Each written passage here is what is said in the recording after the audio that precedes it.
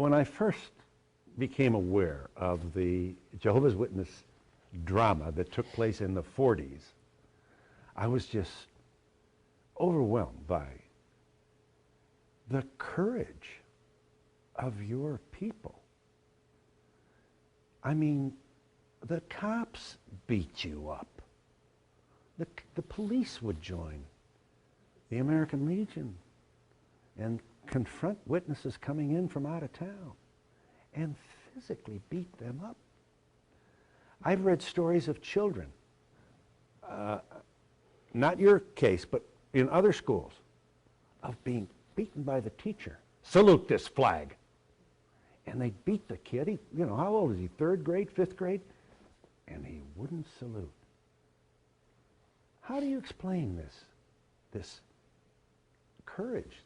I mean, you were persecuted as no one else in certainly at that time. You couldn't walk down the street. People threw stones at you. Tell us about that. Well, we feel that Jehovah gave us the courage, that's for sure. In fact, my sister was taking the bank deposit in a paper bag, grocery bag.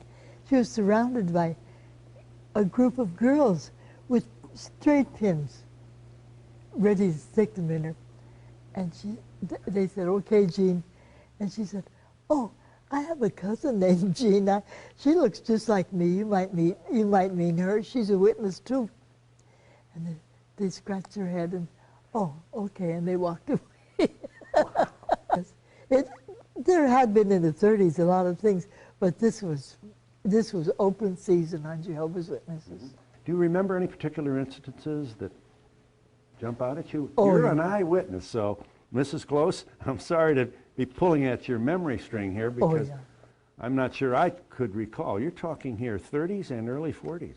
One night, my father got a telephone threat. It was really his business associate, and he said, "Wally, if you don't call the Philadelphia Inquirer and tell them you will now salute, there will be a mob coming to trash your store, and we don't know what will happen to you and your children." Dad, in the morning, Dad woke us up and told us what happened, and he said to my brother, "Take the 4 youngest out to Grammy and Grandpop, and you and Lillian come in the store." He went to the chief of police, and he said, "Nope, not in my town." And he parked the police car in front of the store all day long. Well, when we were in, as soon as we saw people gathering together on the sidewalk, we thought, oh, this is the beginning. But nothing happened. And the whole day went on, and nothing happened, but we didn't know that, and we were prepared. You also, sorry? Prepared that something might happen, yeah. Mm-hmm. Then another time, the local clergyman told his parishioners, "You need to boycott their grocery store," as a recrimination. I should say that the Catholic priests, pastors in the area called for their faithful to boycott Jehovah's Witness stores. I wasn't going to say that, but anyway, well, why wouldn't you want to say that? It's true. Because I have relatives that still go to that church.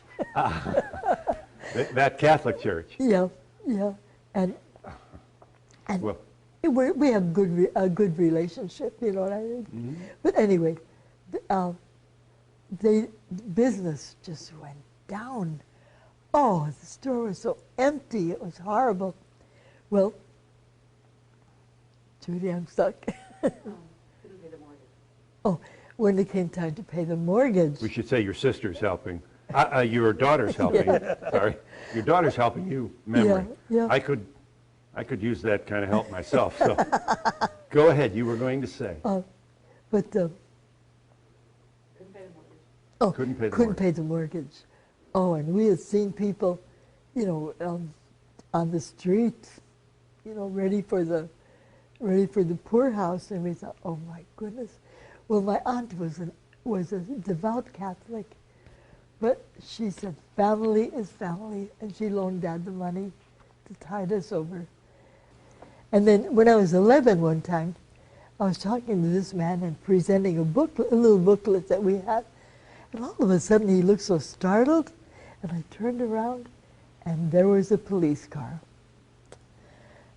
Well, when I walked it down, I saw that all the group from our congregation were in the car, so I felt secure. We got to this was in New Philadelphia, Pennsylvania. Why were the congregation members in the police car? Going door to door without a license. I see. They were arrested. Yeah, they were arrested. And they took us to the... Then they put you in the cruiser as well. Yeah, yeah. And they took us to a firehouse that had 2 holding cells. And that was the local jail. And you were 9 now? Yes. No, 11. 11. 11 now. The churches, by mutual agreement, had let out early. And there must have been 1,000 people milling around, and one girl knocked me on the arm. But that was nothing.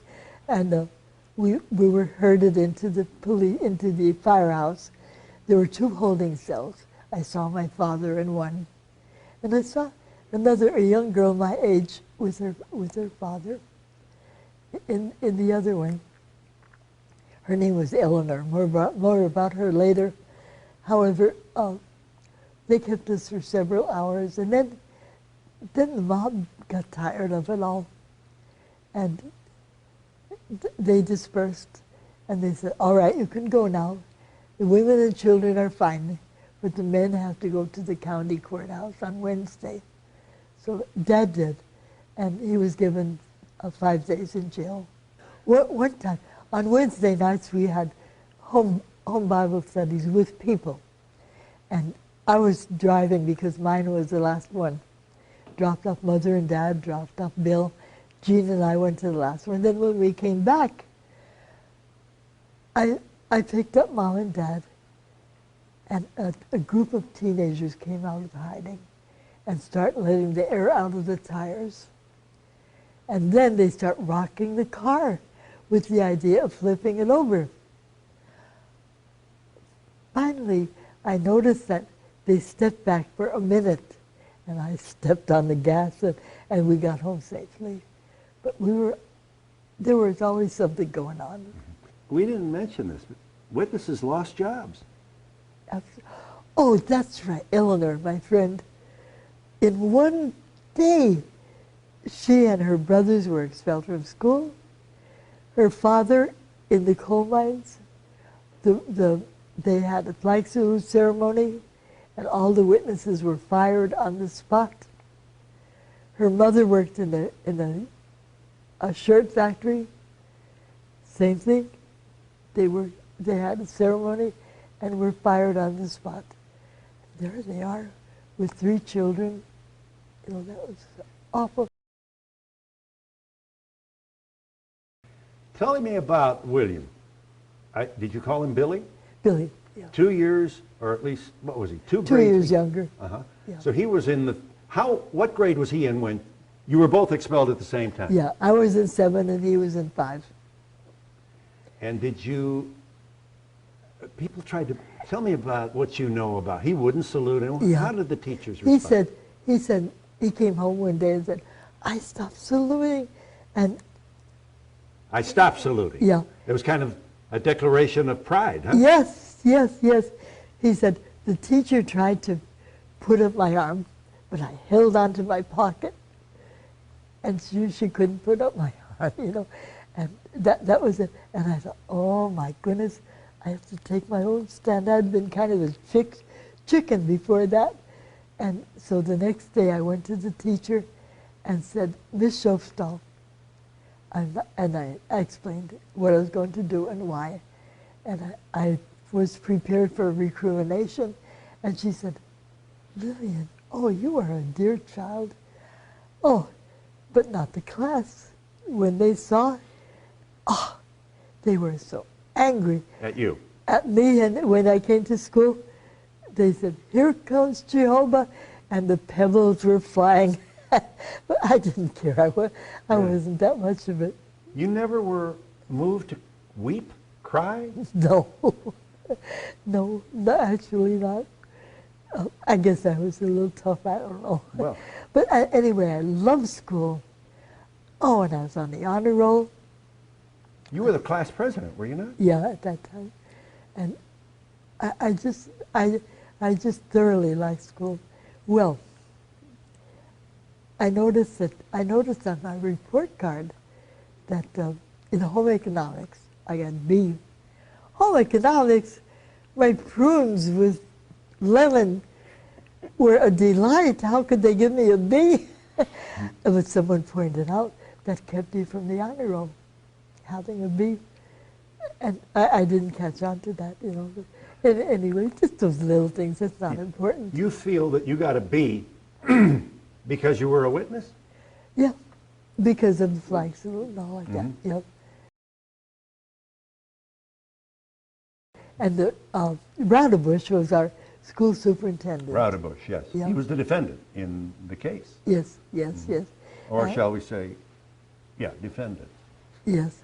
And he said, oh, he was furious. And when it went to trial, Judge Maris accepted the case. Now, this is circuit? This was not the Supreme Court? No. We're at the lower court. Go ahead. This was District Court of Pennsylvania. This is before the Supremes came in. Yes, absolutely. Okay. In Philadelphia. And Judge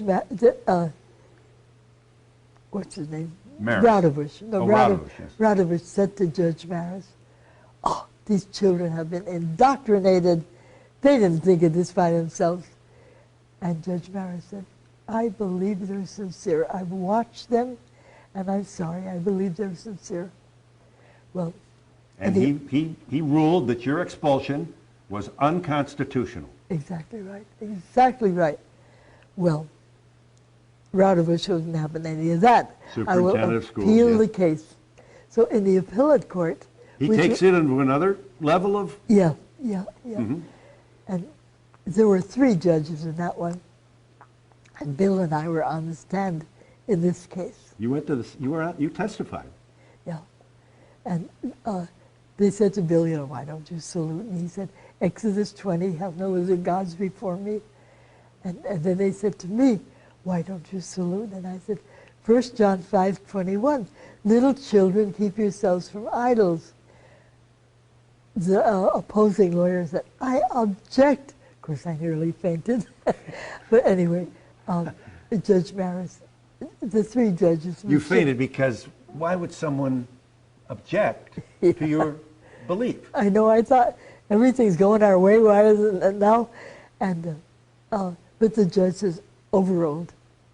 That was very nice. 2 lower court decisions were for you. Yes, and we felt so confident. So when Raudebusch says, I'm taking it to the Supreme Court, piece of cake. Doesn't matter. We've already won at the lower court level. Yeah. Okay. So one day, Mother and I were working in the kitchen, and Bill and Dad were downstairs in the store working, and there was a newscast in Washington today in the flag salute case. He said, there was a ruling of 8-1 against Jehovah's Witnesses. You first heard about that on the radio? Or? Yeah, okay, go ahead. Yeah. Oh, we couldn't believe it. We ran downstairs to the store and told Bill and Dad they were equally aghast. And after that, that's when it was open season on Jehovah's Witnesses. Now let's go get them. You were. It was okay.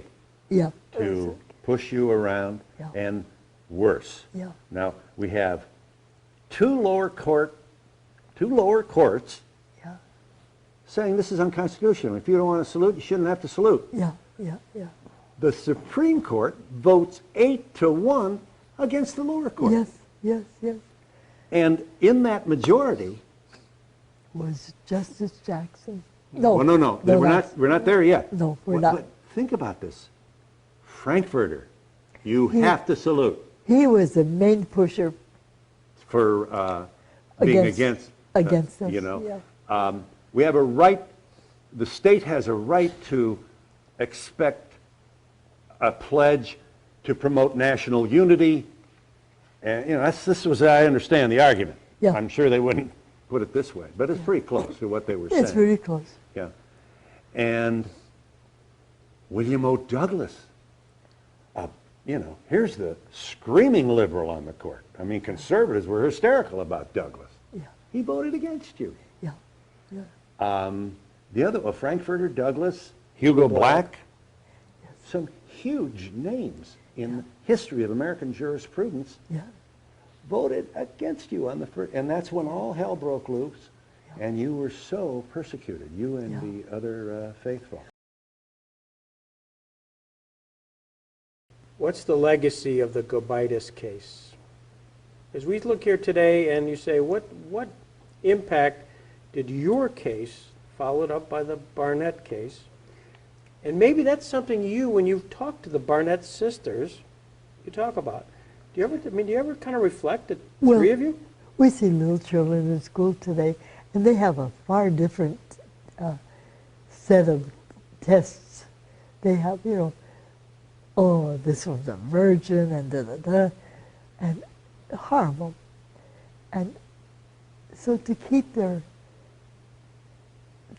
faith and not give in to any of that is very hard. But also the flag salute, this is they can quote this as their reason not to salute. And now here you are, happy, devoted family, daughter taking care of you. Oh, yes. Shouldn't this happen to all of us? Yeah. I assume you feel this is, in a way, the God Jehovah's watching over you. Yes, I do, very strongly, yes. And I very much appreciate this daughter. Yeah. And I must say, too, it sounds like you had a great marriage. Yes, we did. Yes, we did, yeah, yeah.